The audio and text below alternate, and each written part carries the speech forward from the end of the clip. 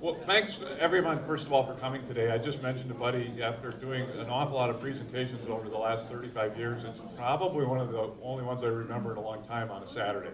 And this morning I was talking to Scott Simpson, and I know I saw you out here somewhere, Scott, but I think one of the biggest assets that I see in the community is you folks.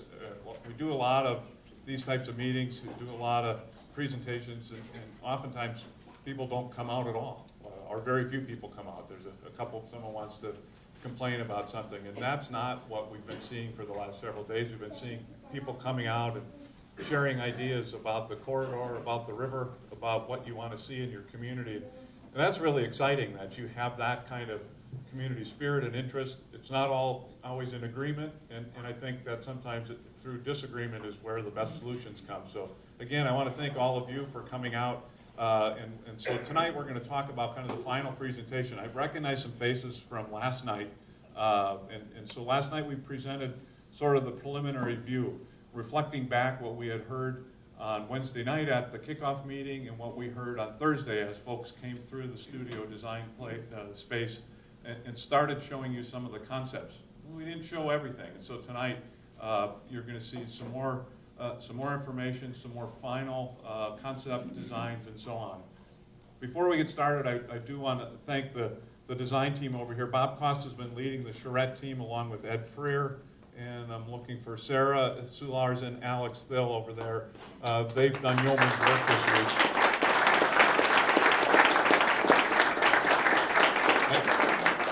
And Ishmael, sorry, Mr. Ishmael Martinez up here has really been helping on a lot of the technical side. Also, the committee members and staff, if you want to just show of hands, you guys have been great all week, volunteering, doing greeting, kind of triaging questions and coming and getting folks and bringing them down here and showing them through the planning principles and the other aspects of what we're doing. And as well as the staff here at the library, it's been fantastic. The help that we've got, can we find you a more comfortable chair? The facilities have been fantastic, and so the hospitality's been great. We really appreciate all of that. So without so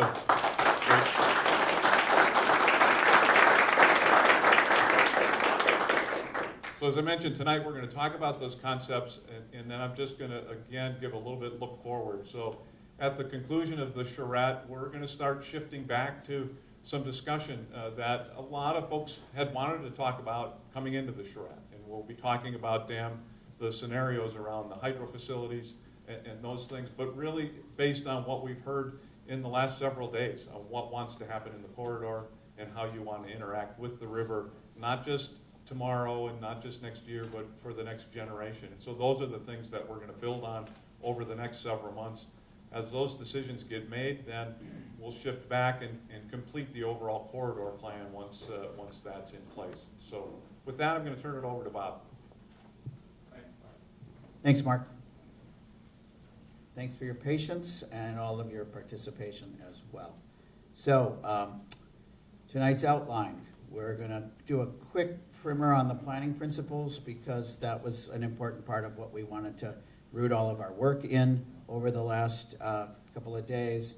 Again, a little bit more about what we've heard, the ideas and options, and as Mark has just outlined, what's next. So, our planning principles: strengthen and support the Kinni's corridors, heritage, culture, community character. This is where we look at things like building materials, architecture, your milling history, your logging history, on and on. What's made you who you are, right? Whoop. Social, environmental, economic sustainability, the three spheres of sustainability. If we pay attention to those three things, everything else kind of gets taken care of realistically. And it really means about looking 7 generations ahead. So we want to make sure that we have that in our minds at all times. Ecological health, performance, and stewardship opportunities as you continue to take care of your community, take care of your downtown, your river, and each other. Inclusiveness and sense of place. What makes River Falls authentic? When you go to Hudson, you go to Menominee, you go to Milwaukee, you sense that you're in a different city for lots of reasons. The same holds true for River Falls, and we want to continue to stress that you guys need to protect that and promulgate that. and be careful as you continue to grow that you don't become any place USA, because you don't see much of that here, and that's really important. It protects your property values and really causes young children to go through school and come back and continue to contribute to their community. Economic vitality. We know that as we invest in our communities, whether it's on the river or whether it's in our buildings or in our public infrastructure, that helps strengthen your community. Mix of uses and activities, diving down a little deeper. We've got a lot of comments on, whether it's putting art center and restaurants in the power plant, or what's going on today with the art walk. Physical and visual and social connections, so connectivity, getting to touch the water, getting opportunities to have social connections with each other, and also the great views, right? So we hear a lot about, well, it's hard to see the river. Well, that's kind of good and bad, because those places where you do see the river, it's pretty fantastic. So it sort of becomes this peekaboo thing. Public health and wellness. Everything we want to do is to support that effort so that you continue to be a healthy, active community. Get outside, do things with your mind and your body. Resiliency, how we plan for the unexpected, how we recover from the unexpected, whether it is a flood, whether it is a loss of a job, whether it is a new opportunity. Want to make sure we build that into these planning concepts. And then what we've been doing for the last 3 days, what we've been doing for the last year, what you guys do all the time at the City of River Falls is a commitment to community engagement. So that's what everything you're seeing here is built upon, and that's what we want you to kind of look at it. And feel free to continue to ask those difficult questions to us. What we heard last night, for those of you who weren't here, and this is a little transcription, continue the hydraulic review of planning concepts. That's a hydraulic review means the water resource, how the water moves, where the water goes, right? That's hydrology. Avoid floodway, floodplain impacts. Reconsider, explore kayak launching options. So we spent a lot of time doing that last night and today, and we'll continue to do that. Include Lake George open water options, so you'll see some of that. Include Lake Louise options, which we didn't have a chance to show you last night. Include a pedestrian scale river access at the end of Cedar Street. Beach in Concept 2 may impact kayaks. You can finish reading them yourselves. I don't have to read to you, but those are some of the things that we heard. Again, quickly, what we kind of talked about on Wednesday night. We continue to look at these things in transportation, from downtown parking needs to a parking ramp to a trolley to widening the sidewalks, electric vehicle stations, economic and land development, land use, Heritage Park, River Valley Walkway, Parks and Rec, anything from and ecology, from trash recycling to climbing and sculpture gardens, and all of these good things have been on our desks and have been on the walls, and we've been thinking about them, and so that's where the planning concepts are built upon. Again, looking, we will start just like last evening, kind of at the framework level, and where we've seen people play the programming cards as setting the stage for programming of concepts. So we showed you this map last night, and a few things have changed, and I'll try to be mindful of what those things were, but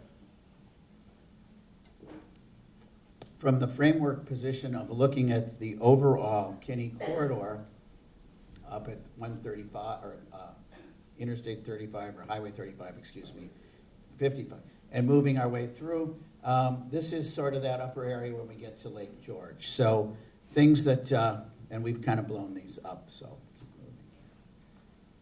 So here again is that community garden.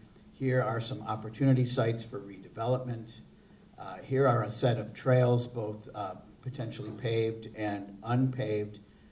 Some artful installations people were looking at. Trailhead, a paved access to be able to put in paddlecraft.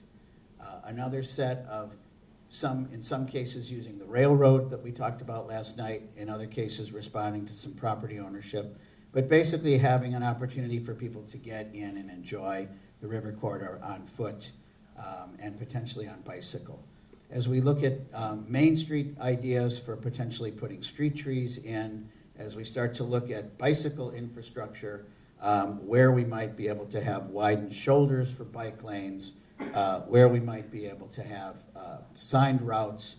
So at least, we've thought about a circuit as you move through the community on a bicycle. And again, where we might have some trailheads, albeit perhaps some need for property acquisition and that sort of thing. So the blue asterisks are some ideas for where a new trailhead and kayak launch might be, and representing where we understand that activity already takes place. Infill development, right? Moving further south along Main, again, you see that same idea for a bicycle network, both on the street as a paved or a marked and buffered shoulder, and as just a widened shoulder or a place where there are signs to get you around. Redevelopment, trailheads, the idea of an aerator fountain that could happen in Lake George. Ideas for the lower Kinni. Here's that new pedestrian access that was suggested for the end of Cedar Street. So kind of a neat opportunity that you might be able to work with a developer, and maybe this isn't all on the city to do this. Maybe there's a bicycle changing station here. Maybe there are a number of sort of public space and public active transportation amenities that could be built in, along with the ability to touch the water that relates to both the people that might be living in these new developments and the rest of the neighborhood. So always thinking about how you might leverage some of these investments, right?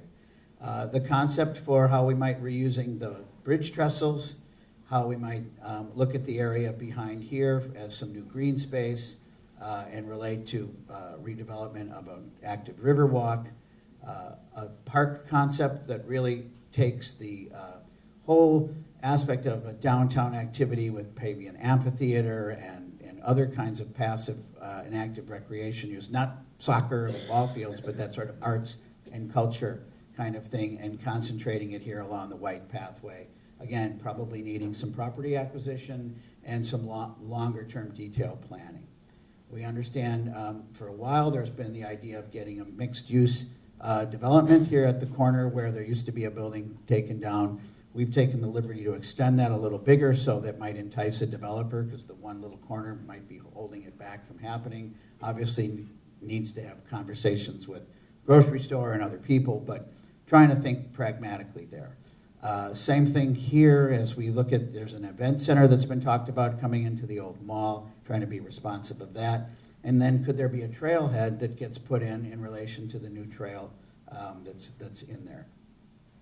Potential redevelopment in this corner.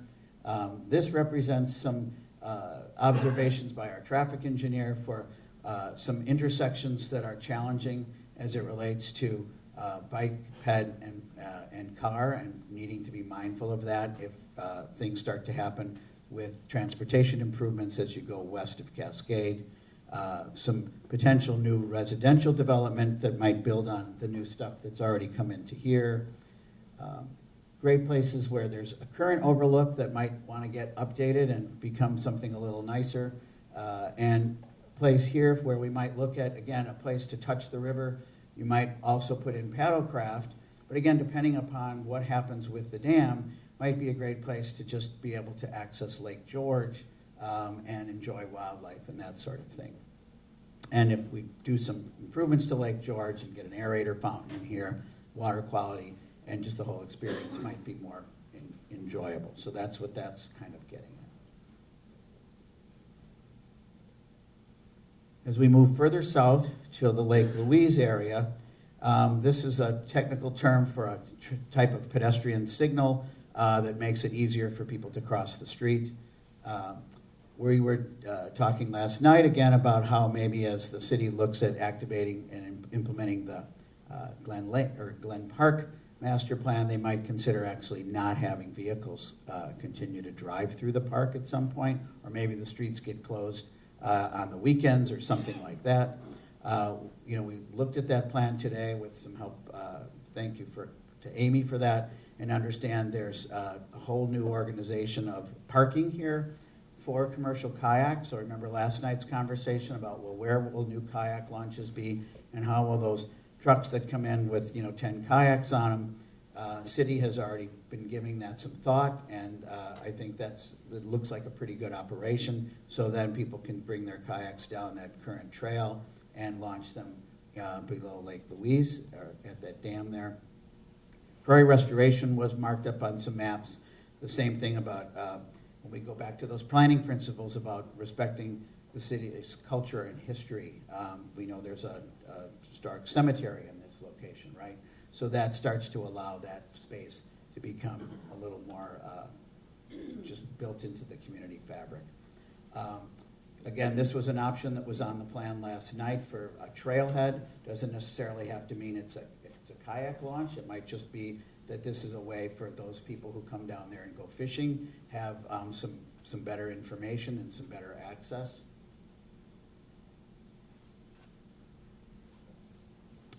Oh, going the wrong way, sorry. In option 2, if you might remember last night at the Lower Kinni, we were talking about the idea of looking at a lot of the land that surrounds Lake George as sort of a downtown central park, right? And we have some concepts for that might work, whether there's a dam in or a dam out. The rest of what is depicted on here you've already seen, so there's duplication from that first option to the section option as it might relate to redevelopment and some of those things. So I'll try to just point out where things are a little different. In this case, I'm going to move forward. Yeah. So in this case, you start to see, again, that idea of the central park, the downtown common, carrying that idea for maybe an aerator fountain, depending upon what happens here, and the redevelopment of the power plant, right? Same sorts of ideas and concerns about pedestrian and vehicle circulation, same bicycle and walking trail options here. So we look in more detail. This concept recognizes that there's a paved maintenance trail here that you come down from Glen Park. And this suggests, well, maybe that's a place for a trailhead at the end of that paved spot. And then people can run a switchback trail. I think there's even a stairway somewhere in through here, and have a kayak launch at that point. So just an option to be considered. So maybe you want to give us some feedback on that as we move forward. I'm going to turn these over to Ed and have him kind of go through the open water concept, the islands concept, and the downtown Central Park concept. So this is a continuation of last night. How many people were here last night? Okay, I just want to make sure I back up enough that, and if I forget something, remind me. I want to add a little different perspective from my eyes. These aren't necessarily the final recommended designs. They're not designs, they're programming diagrams. What kind of uses, where would we put them? And they can be switched, changed. So just because they're being presented as concept 1, 2, or 3, you might like something in 1 that you'd like to see in 3, things like that. So that's part of the design and the programming process. So feel free to have input over time and make sure we get it right from your perspective. So again, an important thing to discuss here is the aspect of how this is programmed, whether the dam stays in or the dam comes out.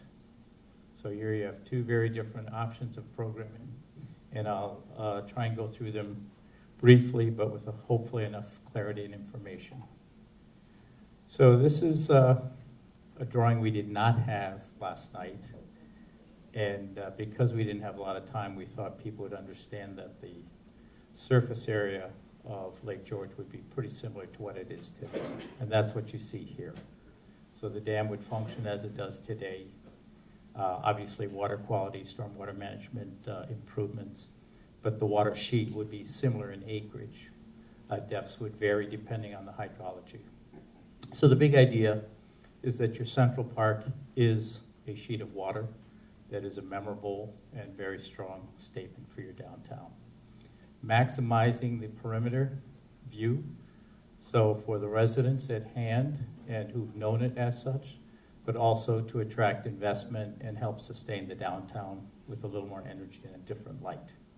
To help introduce more energy, to try and build on the success of the trailhead over here off of Maple, and take advantage of the old railroad track, the old alignment and these stone piers, and actually span the river as we know it today and the lake, and then create connections from here at the immediate upland. This, as we know it today, is fairly steep, so there would have to be some paths that negotiate and switchbacks that come up here.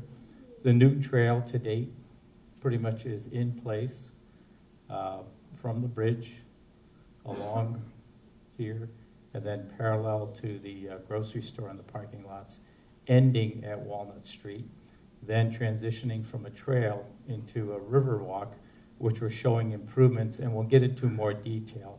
But the interface and the way we use it today, we're recommending the consideration for some changes, as well as the materials and the interface with Elm at Veterans Park, and then some of these cut-throughs, with perhaps the addition of some additional expansion of some of the buildings and maybe some modification on the southeastern end.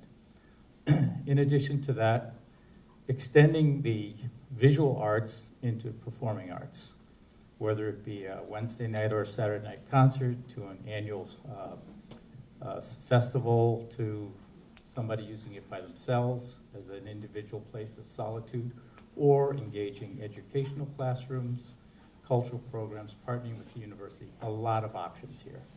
This then would also improve the White Path Trail, rethinking the overlook, but also on access with some of these neighborhood streets, additional overlooks and observations, improving this current boat launch for recreational purposes, but also for emergency purposes. Then terminating again, crossing, and then we'll explain a few concepts later on the hydro facility. In this image, you also see how the redevelopment sites can take advantage of that.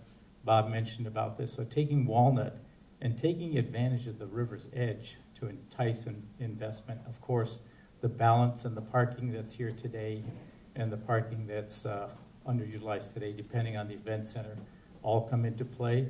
But another idea here is you'll see this piece of green next to the Dairy Queen. We'd have to rethink the geometry and the crosswalks at the intersection. But more importantly, you have this wonderful pedestrian mall systems through the university, and how do we make that a stronger connection? So this is a rendering that was generated today of the transformation of, how many of you know the observation deck or fishing deck that I. So this is very different. There aren't any edge conditions. It's ADA accessible. It would actually have some stepping stones on this side, richer material, but a little more dignified than what we see today. This scheme shows a reduction of the water sheet to what we're approximating the width of the river would be. It would vary somewhere between 80 and 100 feet, as shown here.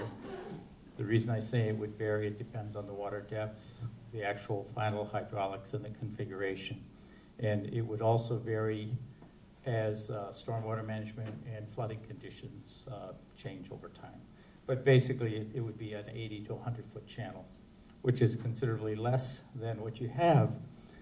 But the other thought behind this is not everybody has a kayak, not everybody is as able or has a canoe.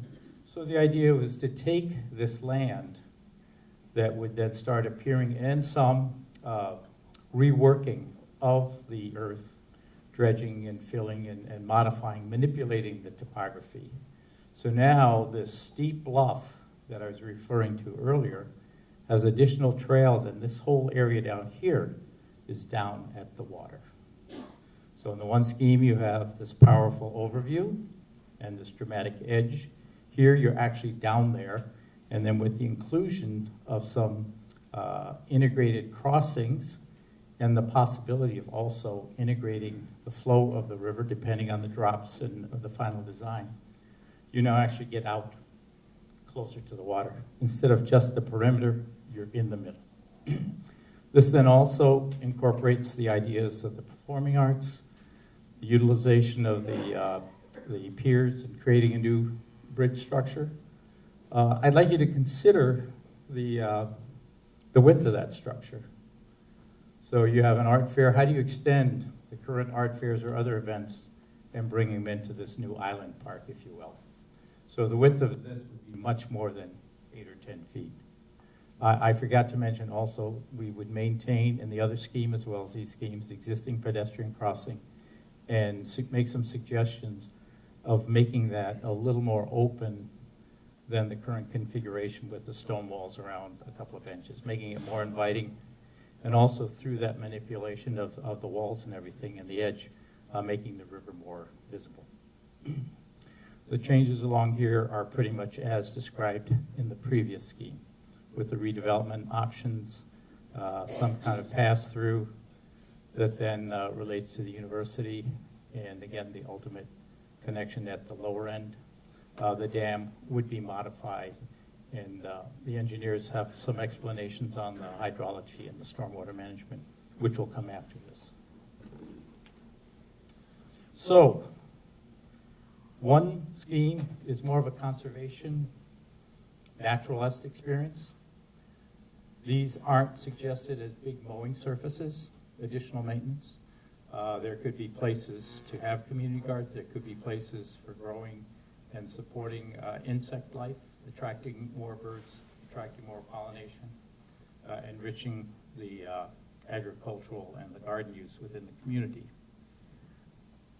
Another way of looking at this is to make it more of a civic central park. Again, these don't have to be a series of lawns. They can be, or they could be a mixture, so that the perimeter areas are more native meadows, prairie grasses, prairie flowers. The higher programmed areas might be areas that you mow occasionally. So for example, here is shown an opportunity that you could pitch a tent seasonally. You get, again, imagine this walkway being lined with art stalls and things like that. Or imagine having an annual community celebration under the big top and having music and food, things like that. Imagine a little structure in the landscape that's actually a bee house. Or another structure that might be a special greenhouse. Or a shoreline condition. So this lighter blue-green here shows you how the shoreline might fluctuate. It may, depending on the steepness and depending on the event of rain, that width, again, would fluctuate. But imagine having an area that's educationally available and accessible, studying a riverine type plant community. Or imagine having a small classroom going on Tuesday night, whether it's art, crafts, or education. Opportunities to partner with the schools, opportunities to have extracurricular activities, opportunities to monitor and sample the river, the fish, the insects, etc. Here then would be, again, the idea of it looks like a formalized channel of water. It could be very pragmatic. It could contribute towards water quality treatment, stormwater management. It could contribute towards, again, understanding the temperatures, educational things, or research, collecting samples, all that stuff could happen here. And then, like previously discussed, the art elements. This is pretty much as described before, but you can see all of this area now becomes much more of a actively programmed park, where the previous one has some programmed activity, but it's also it's much more passive than this scheme. So this is a quick sketch that was done yesterday that shows taking advantage of the old railroad corridor and bridge ending here. That's the other thing I didn't mention. I mean, this could be a carousel. This looks like a fountain, but it could be a playground that has water-activated elements. An Archimedes group, a bucket in the well, making your own little dikes and sluices and interactive with the children. So these ideas are meant to energize and be very active. So going down to Lake Louise, we've also generated two ideas. One is based on limited removal or upgrade of the dam as we know it today. And the other scheme is what would happen if we modified the spillway and the dam. So in the first scheme, it's the open water remaining, the big water sheet. It acknowledges the Glen Park Master Plan, which has recently been completed, and there's some interfaces that we tried to tie into. We plan some additional kayak parking and access, both the Glen Park as well as some new ideas. So as the river flows through it, this is pretty much the existing shoreline. This blank space, if it was an aerial, would have the wastewater treatment plant. There's a gravel operation here now, just to give you some context. The existing launch is right here with that Conservation Corps steps. And then here is the kayak access is right here. So the master plan shows a drop-off right here in the new master plan for kayaks and vehicular access. What we're suggesting is an additional trailhead that's taking advantage of the existing maintenance road and paved road, and down here the grades separate a little more. So there'd be a trailhead here to get people closer to the water and hopefully activate activity along the shoreline. This would still stay. The other idea is as we improve the access here and then start encouraging access from the west, that there would be some form of a iconic pedestrian bridge that would connect the two sides of the shoreline from this western direction as well as the neighborhoods in the eastern direction. So the other idea for additional kayak access, there was a lot of discussion about these organized outfitters and expeditions. One thought is to access this side from, I believe it's Maple, yeah, West Maple. And then this is the entrance into the wastewater treatment. Work with the city property and the wastewater treatment, create an entry, formalized entry, signage and everything, then you come through here, and then there would be a drop-off of some sort that then gets you to an environmental educational center that can blend science, ecology, restoration, and preservation. So this becomes a community meeting place, it becomes an educational meeting place, a workshop place, giving you a formalized access and education of how to respect the existing cemetery, telling you and informing you how to get involved on the continued oak savanna restoration, and yes, the idea of another kayak access point that takes advantage of this vehicular access, separates it from these public programming events, and takes advantage of this existing utility corridor. So you would come down the utility corridor and then follow the contours and have a few switchbacks, and then come down here where this, it's kind of a sandbar, little inlet. That would be a place to drop off the kayaks or canoes and then come back up. Again, public property, very public utilitarian infrastructure use, and having minimal impact on the residential, which is down here. This all happens above. This then also affords fabulous views of these spectacular bluffs. There's an opportunity to tie into a shoreline trail that would interface between the wastewater treatment plant and then the side slopes of the lake up in here. So kayak, canoe access, fishing access, education, access to the heritage, and very public, available and accessible restoration. The rest of the Glen Park would function as is, and then this shoreline here would be activated from, served by the parking and the activities up here. If we were to modify or remove the dam, this would then reduce the water sheet to a river running through it, which has a very different character.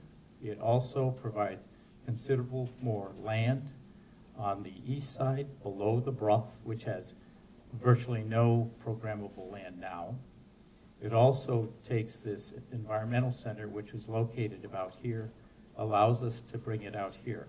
So this channel pretty much follows the bathymetry or the topography that exists below the water. And this land here and this land here takes advantage of the taller topography that is underwater today, which would then be visible. It could be regraded. And again, the stormwater management and the flood control would be affected and reduced by the lowering of the water sheet.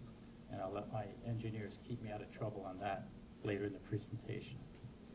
What's exciting here is, again, to make this more of a formalized kayak drop-off, working with the grades, walking down here, activating this, having these almost wetland type environments connected to the river or not, introducing more vegetation to help take some of this water and provide shade and things like that that help manage the temperature of the water, and then create a much more desirable and active hiking, picnicking, fishing kind of an environment, as well as accessing the water. To the south, we'd maintain the kayak hiking access. And then the same thing over here. This plan's a little different. This becomes a little more elaborate in potential. Not that you have to make it this elaborate, but the whole idea of a formal and much more parking so that you can actually have classrooms in the evening, seasonal events. Like in Central Park, this type of a facility also allows for revenue generation to help support some of the costs and the maintenance related to it. Here we separate again the access down here for personal or expedition type, outfitter type access in and out. Your trailhead becomes more formalized. Again, all of these outdoor lawn areas become demonstration areas for meadows, prairie, experimentation, the integration of a variety of pollination programs, butterflies, all that wonderful stuff. And this restored savanna and cemetery is very much similar to the previous program. With that, I'm going to let Mark Lobermeyer will talk about some of the stormwater and flooding issues. Yeah, thanks. You know, Ed mentioned it a number of times. There is an interaction between stormwater and flooding and some of the concepts that we would hope to see developed as part of this. Last night, we didn't present concepts around the options with Lake George or Lake Emily that you're, or Lake Louise rather, that you're seeing tonight. But that wasn't because we haven't been thinking about it, and it's I think a foregone conclusion, but one worth repeating, that looking for ways to not only find options for restoring, but also ways for improving what the stormwater impacts are.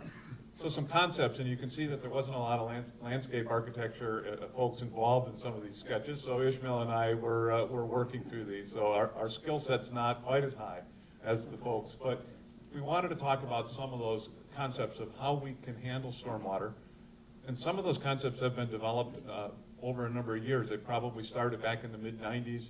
They continued through what a lot of people have seen, the Lake George restoration plan, but that's not where it needs to end.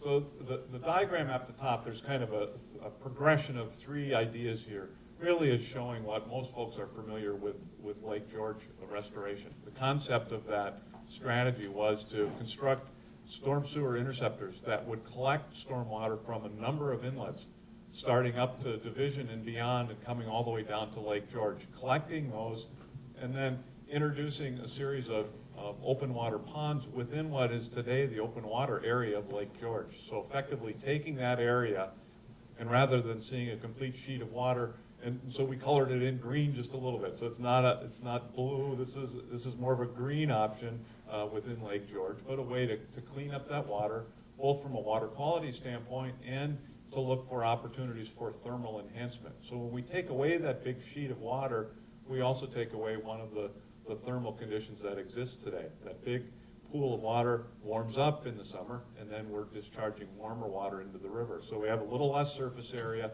and then a way again to capture all of those different inlet points and treat them in Lake George. It's a valid option, and it's still one that would be considered. But we also started thinking about what else could we do? What are some of the other ideas? So the second option, and really starting to think about something that could work with the dams in or the dams out, would be to collect, convey, and treat. And so in an option like this, what we're talking about is shifting some of the concept, that same stormwater treatment concept that we just talked about in Lake George, and moving it down into Lake Louise. What does that do for us? Well, first of all, we have to get some extra pipe to be able to make that happen. But what it does is it allows Lake George to be maybe a little more formal, or not stormwater treatment, but a very nice quality lake as part of the centerpiece, and really mimicking some of the things that Ed talked about, a real feature, but just not where your stormwater treatment's occurring. And it shifts that down to Lake Louise, right upstream of Powell Dam. That could occur in a case where the dam stays in, just like it would up on the first concept. Or it could occur if the dams were to be removed. Some additional concepts that could be used would be some things like cooling trenches, a way of actually running water underground before it can discharge back out to the river, allowing more contact and more time with the cool ground and a way for that water to cool off before it's discharged. So introducing some additional concepts of how we might do a better job, not just taking sediment and pollutants out of stormwater, but also ways of cooling it.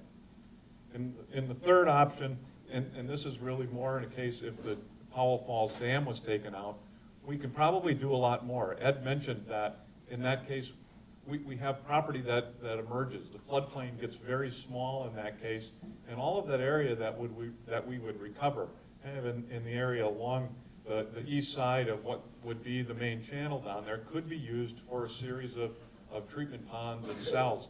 And we would want to have those occur in maybe a longer and a linear fashion, so we can take advantage of concepts like shading. We can have less water surface, we can shade the water surface that we have, less prone to warming from the sun during certain times of the year, and then again using concepts like cooling trenches or other things to then reintroduce that water back into the stream. So a number of different ideas. That same concept could still apply whether we have a formal park up in Lake George or whether it remains a surface water. There's still opportunities to include some of that stormwater treatment. So it really goes from collect and treat in Lake George, which has kind of been the way people have thought about the stormwater treatment concept, to something that could go a little bit beyond to collect, convey, and treat, and bring that down into Lake Louise and to try to do some things there.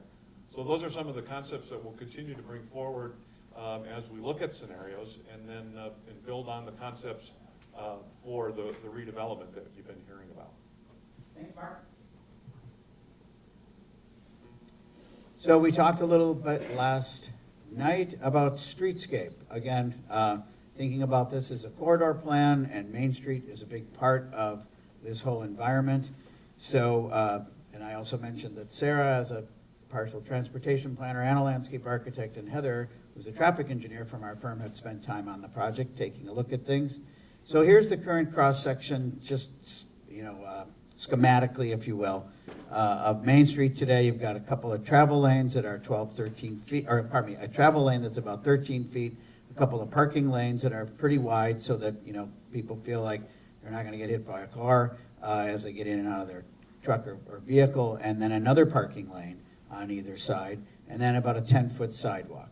We've got about 100-foot right-of-way, so from building face to building face, and roughly about 80 feet, of pavement surface for vehicles, of which about 10 foot of that is taken up by the nice planter and tree environment, right? So we started thinking, well, what's another way to kind of think about the Main Street? But I will tell you, as I think I mentioned last night, this is a pretty unique condition, and it does create a good sort of recognizable character for River Falls, and one that kind of builds on your history of actually parking in the middle of the street from the way back, as we see on the pictures.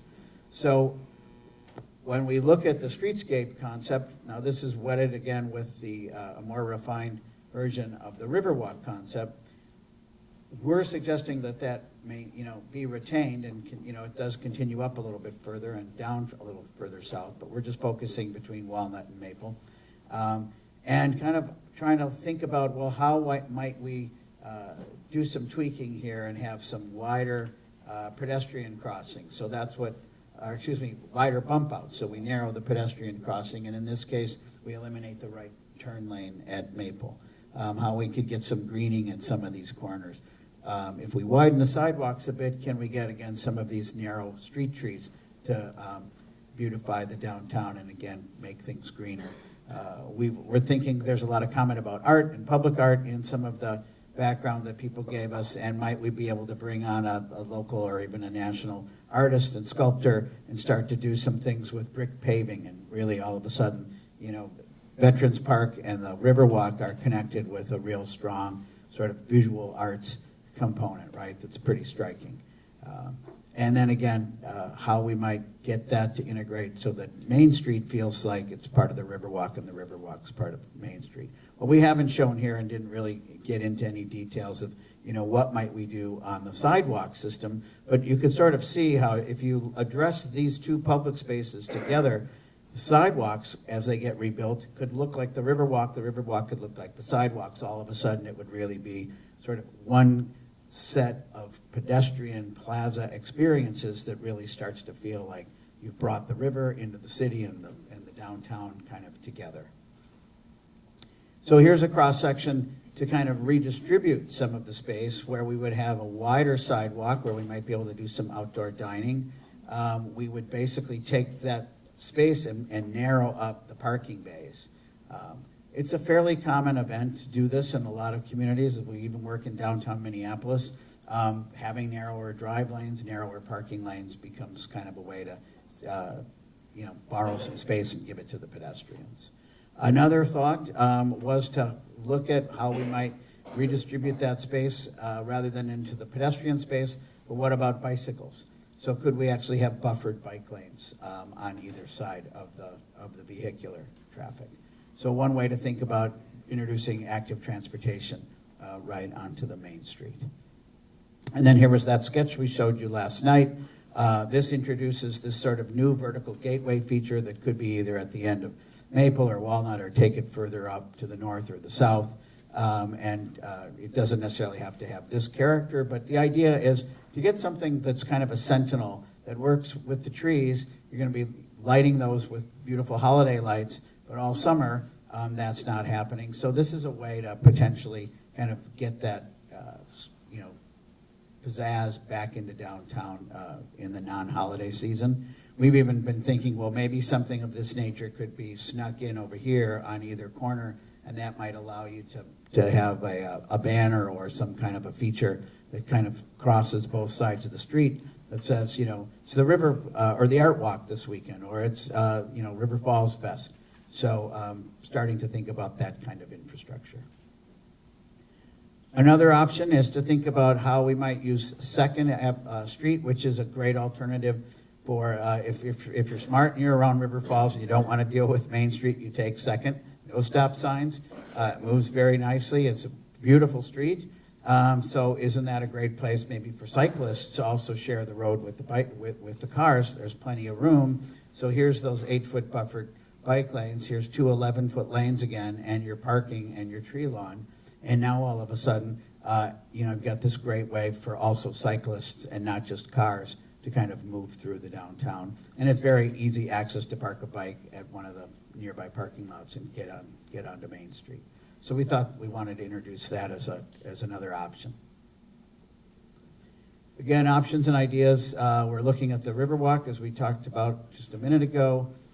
Here's a little more blown up view of that. It looks a little Spartan, but one of the reasons why it does is because we see that there's the opportunity for this to really be almost like a flexible stage or platform for things to happen in different seasons rather than building a whole bunch of stuff into it. So the idea is it could be surfaced with permeable brick and or stone paving. It would have a railing system that would be transparent. Here's that sort of central plaza connection again. after-hours parking. So it's primarily a pedestrian space, but it's also a space that is drivable for both, as I mentioned last night, emergency vehicles, services, and for folks that need to access their business or live there. But it's not a parking street, and it's not a drive-through street. It's really primarily a mixed pedestrian way. These are the two buildings that we talked about, perhaps a new river-oriented market and dining space. Starts to create, again, a little more breakup to that space. The other thing we're suggesting is maybe this could be a place where a very large tree could come in and all of a sudden become a sentinel that really anchors. If you think about, again, having some outdoor dining and almost a beer garden experience could happen back there around a nice large, maybe it's an oak tree.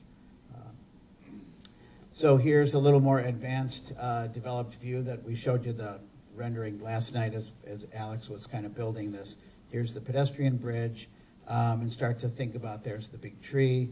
What we're suggesting here is that these light fixtures that might happen along here might be, think about, again, more like theatrical lighting, where these might be 25 or 35 foot high poles that would have spots on them and other kinds of fixtures that could be programmed with color. They could go off at 11, 10 o'clock at night on a weeknight, so the river corridor could stay dark.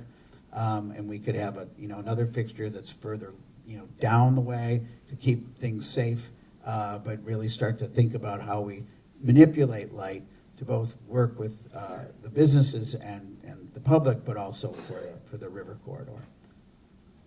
And then these are views of those two potential new retail kind of configurations. They might have green roofs on them, roll-up doors, and obviously it would require some negotiation with our landowner and property owner here. What a great place for a new restaurant for him. So we think there's some positive trade-offs that could potentially happen. And then here's a rendering of kind of looking at, we took the liberty of getting a bald eagle art piece on that wall. Here's some people outside dining. So if you think again about, if we go back to how you might have some tables out there in the summer, and then maybe in the winter, if we were to keep working on this, you might put on some of those heat lamps and sort of heat stanchions, and these people would be in snowmobile suits, and maybe you'd be out there drinking a Moscow Mule, right, or a hot chocolate. So a flexible space. Here's some of that permeable paving that we're talking about, but really a place that allows you to start to get access to the river and feel like it's really a plaza. A little bit more on our ideas for the power plant redevelopment, as we talked about last night. Here's sort of the basic configuration today.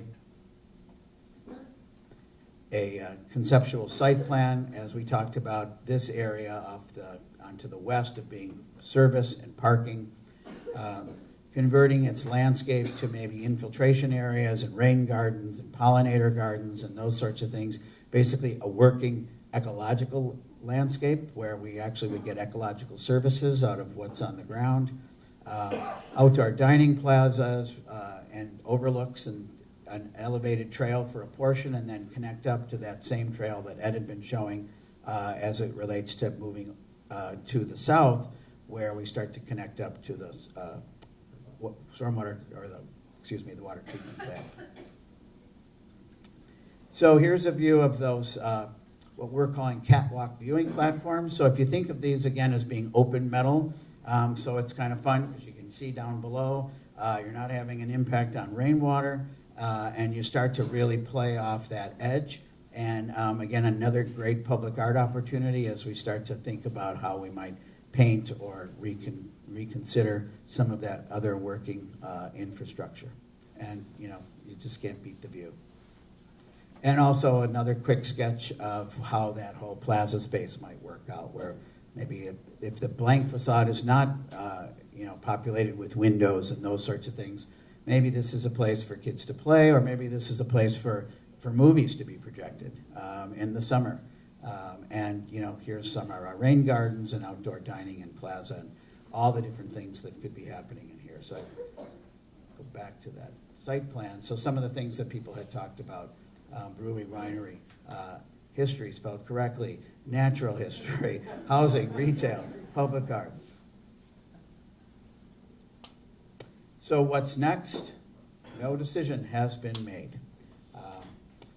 City council meeting in February, as Mark talked about, more work being done on the hydrology, more work being done with Kinni Corridor Committee and making analysis and consideration of a recommendation to City Council. And then once that happens, we follow that up with probably a one-day workshop where we start to think about, based on these options, where do you want to move forward to kind of think about taking them into the final plan. And then that preferred plan starts to be articulated. So this might be a place, as one of you have talked about, where design criteria might be laid out, where implementation would be laid out, where funding schemes would be laid out. All of the things to give you a guide plan for moving forward for the next 20, 30 years on the corridor. So, thank you. We'll take questions.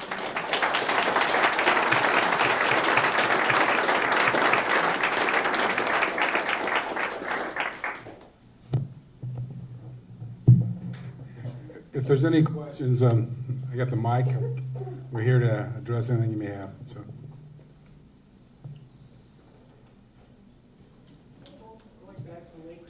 let's go ahead and come to you. Going back to Lake Louise, how big do you expect the channel would be? You'd mentioned that the upper would be 80 to 100. What in that option? How big is that? Right. So, I think Ed did a great description of it, and it's going to depend on the day.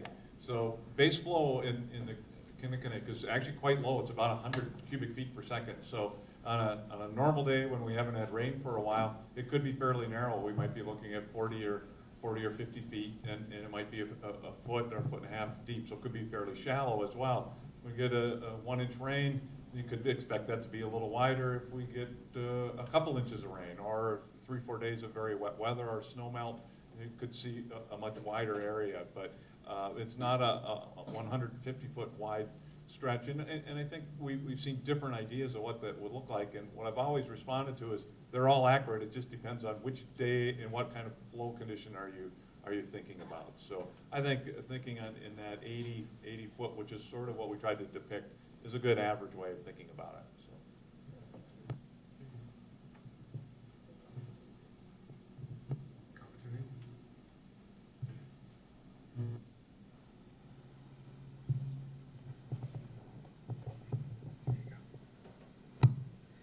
With the dining and marketplace concept, have you thought about parking, and especially if you're looking at maybe redoing Main Street and moving parking to be even tighter? Have you thought about that at all?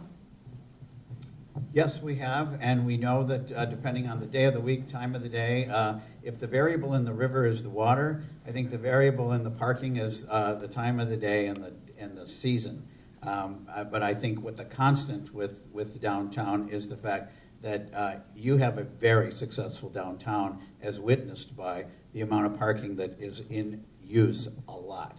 So one of the things that you want to do in a downtown, and you've been successful in it, is to get people out of their cars and park once, right? So downtown, the parking strategy is always, there's about 3 of them. And I know that eventually you'll be probably looking at updating and doing a downtown plan. So we're not, to answer your question very directly, we've thought about downtown parking, but we have not done an analysis of the downtown parking. So not quite in our scope to be doing a parking study, but I think as we would move forward on looking at how these options, like a river walk, like some new retail, would get implemented, I think you would definitely need to do that. And I think some of the things that we see is the sort of couple things I was going to kind of talk a little bit about, and maybe you are already aware of this, is park once is the big deal, and share the parking. And as somebody who worked in your downtown about 15 years ago, I see you've come quite a long way since then, because it seems like a lot of the parking, which at one point might have had a sign that says Bros parking only or Joe's parking only, you're starting to have more crossover sharing, which that's a good thing. The second thing is your municipal lots get used a lot, but you've got some opportunities with some older buildings. We looked at, again, 17 years ago, the redevelopment of the building that used to have City Hall in it, and how that could become a mixed-use building that might have, actually be a parking building. So if you think about how you might be a little more creative as you start to think about redevelopment, similar to the hotel and the restaurant, right, up at the end by Cascade, where some underground parking or some deck parking, or even maybe a municipal deck, where you start to have a parking program that starts to generate some revenue, so not meters on the street, but maybe actually you're paying for those $25,000 or $30,000 spaces that you're going to potentially build out of concrete, or you partner with a developer. So there's a way to increase your parking supply and still develop, but certainly you'd have to be looking at all those things, and you certainly want to continue to do what you're doing, which is to get people to park and start walking around. So yeah, as you build attractions, that's going to continue to be an issue.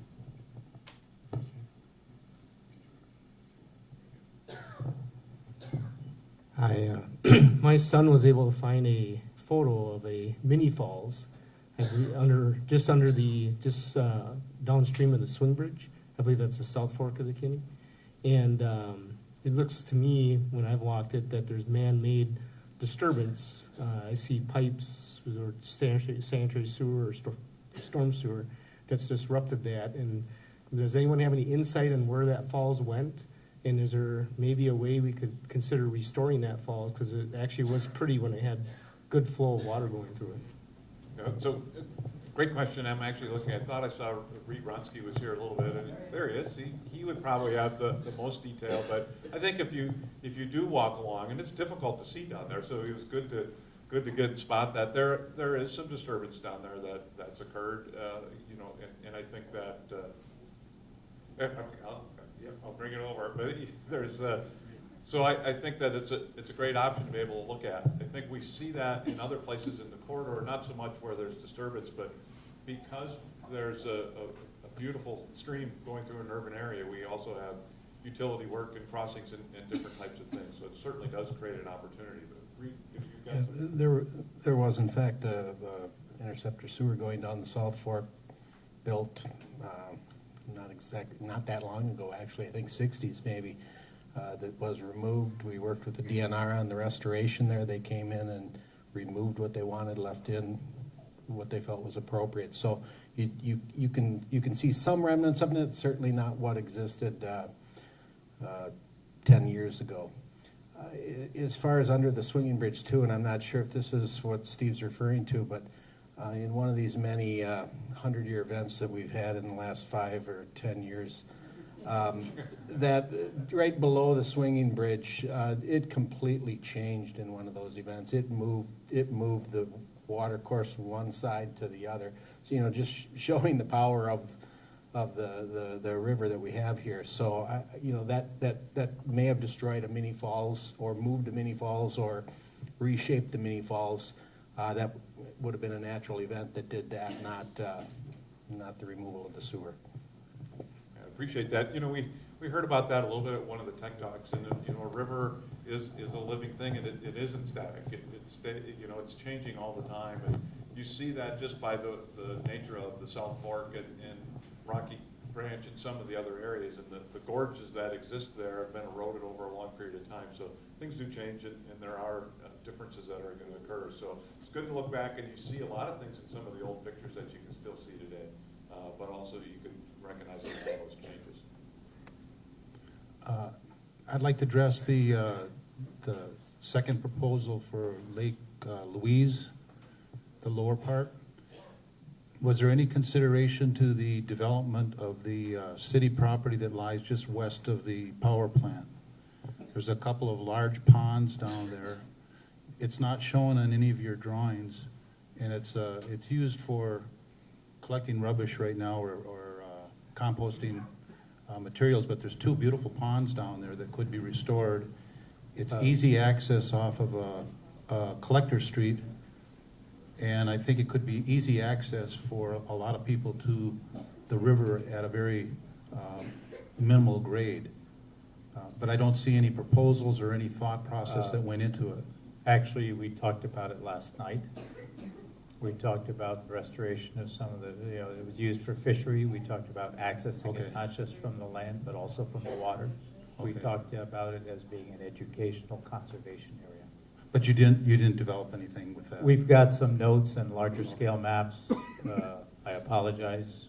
They're rough maps with annotation. Sure. We just didn't include them in tonight's show. Okay. But Okay. we listened to you last night. We talked about it last night. And Yeah, I it just is didn't see it on the annotated. map, so that was Again, the I reference that- apologize. That was the You- reference that I always use, Yeah, the no, drawings. no, you're, Yeah, we appreciate the reminder. yeah. Another question, You might want to point out next to that dense orange area, way on the Yeah. top right. There you go, yeah. Yeah, those are the old fisheries. there's trout in that pond. Right, and depending on the combinations of these solutions and programmatic elements, like get fish migrating from the south all the way and spawning up there. I Sure. mean, anything's possible, Yeah. depending No, on the it- combination of I'm just these. saying that it's a beautiful area that I Oh, think we really needs to concur. be explored. We concur. Another question with the old power plant, is it the city's intention to hold that in kind of a mothball situation until we get some developer that would like to come in and try to develop it? Or will the city be very actively pursuing somebody to do something with it? Yeah, you can see us pointing at Buddy, I think you're listening. No, I think one of the things that we're looking here is down the road. We're not actively pursuing anything at this time. There's a lot of work that needs to be done before we can get to that stage of actually developing the site as a safe site for community use.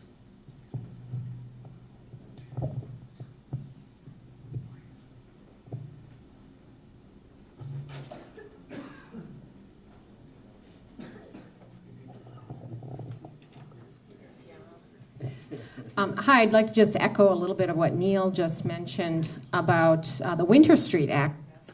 Why would we think about, well, let's pretend for a minute that both dams come out. Why would we go way south through that neighborhood, the Maple Street area, and do a canoe inlet there when you could do that off of Winter Street where Neil is talking about, down from where the brush dump is, where it's much more level and much more accessible to the community, and then you could just have portage around the upper falls and a little portage around the lower falls would probably make more sense. Come out. The other question I have is, before we're done here tonight, you could speak a little bit, because to echo Mr. Dodge's remarks last night, this is really all about the health and well-being of the river. And for us, I'm on the Kinni Land Trust Board, it's all about the health and wellness of the river, keeping it cold, clean, and free. And how, between now and when a decision or a vote gets made by the City Council in February, how will we understand the ecological impact of these options, and as well as the potential long-range financial impact of these options? Are there plans, or is there a process that you could speak to? And so I'm going to try to very quickly address the first question, which was about where else in a dams out scenario kayak access could be. And I think you had a great idea. So that's how quickly I'll identify that. I think that's right on. I think when it comes to the health of the river, I think it is an important part and one of the most important parts of the project from the beginning. So we talked a lot today about stormwater as one of several issues that certainly we face as part of the river. And so that's a very important part, regardless of which of the three scenarios, whether both dams stay, we keep Junction Falls and remove Powell, or both dams remove. The process about so we'll talk a little bit about the economics of that. We have some numbers that we pulled together so far for a dams out scenario, and based on the concepts and things that have been developed as part of the Charrette and some of those things that we've heard, we've started to pull together some estimates of what costs are going to be related to the other scenarios. So as we looked at stormwater, for an example, what we're starting to evaluate is which of the features would be unique to the three scenarios and which of those elements would be common. And once we pull those together, we'll be fleshing out full cost estimates for all three scenarios and bringing those forward to the committee, along with what we're going to be doing for stormwater treatment and other ways of protecting the river. And I would say with the last one that there won't be differences in levels of protection necessarily, but the variation will be how we would plan to go about it, depending on which of the three scenarios we're considering. So all of those will be part of the process. There's multiple elements that the committee will be considering over the next several months and trying to evaluate which of the scenarios best satisfies the vision of the community. Today was a really important first step towards that, and then we'll be working towards evaluating multiple elements, not just economics and not just river ecology, as we work towards that decision. The other thing that we ask a lot of communities to consider that has nothing to do with the technical engineering or the economic side of this, programming, invasive species removal, cleanup. We're talking about the old fisheries area. We have land that is currently under the ownership of the city. We have access points and kayak launches that are currently public. We've got leases and trails that are planned that need to be maintained. And so by having service groups, clubs, schools, the biggest thing that comes out of that is not just the immediate positive effect on the health, but also the awareness and the attachment of the community and those involved to the river. So those are things that can start now, that whether the dam stays or is removed, free-flowing sheet, there are areas that will not be impacted by any of those options that can start becoming programs of, again, reconstruction, conservation, all those things can start happening as we speak. And we know some of that's been going on and continues. So.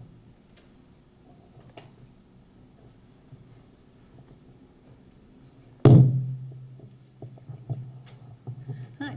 I'm wondering the option of having the dam in or out. Has anyone looked at how that will affect flooding in the area? I know in downtown Stillwater over the last 10 years, we've seen quite a few flooding events where the downtown near the river is underwater. And a lot of these plans have structures that are right there in the middle of the Lake Louise that's been recovered or along the shoreline. I'm wondering how, what have you looked at? What will you do to control? Yeah, so great question, and I think that for most of the flood events, if not all of the flood events, and again, I'm kind of glancing over at Reed to see if he's going to go like this or not, we have a pretty good handle in the city of the levels and the amount of flow to handle it during a flood event, and for the most part, we see very little damage, if at all, to property. There is the repositioning, maybe of some things that happen within the channel, depending on the flow rates, but for the most part, aren't experiencing really any flood damages today from major storm events that would come through with the dams in. So in a scenario with dam removal, we're making that flooding condition better by a dam removal because it will lower the profile of the river. So to give you an example, Lake George has an elevation of about 865 feet above sea level, and if the dam came out, the normal water level would drop between 15 and 20 feet, depending on where you are there, and the flood level would drop considerably. The area that is considered now as kind of the Lake George, the open water area, would be high and dry and would no longer be flooded during a flood event, and the flood would be restricted for the most part from the top of bank to top of bank. The same would be true if Powell Falls Dam was removed, that the flooding for the most part would stay following the bank of the river. It would get higher, but the channel has a pretty good slope to it and would carry a lot more water that way, and the profile would drop. Once you get below the city, there would be no other change. It would be pretty much the same way it is today, and the same would apply upstream of downtown. So it would be a better condition if we went that way.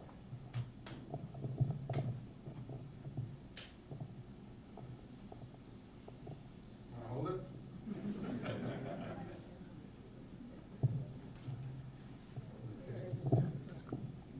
All right, Bob. Well, buddy, any closing words? Well, one of the things I want to say, even the information that we had last night, we already put that on our website. And all of this information will be on our website along with an outline of the next steps that we'll be taking through the process and the following meetings that we'll be going through. on this process. So please keep in touch with that.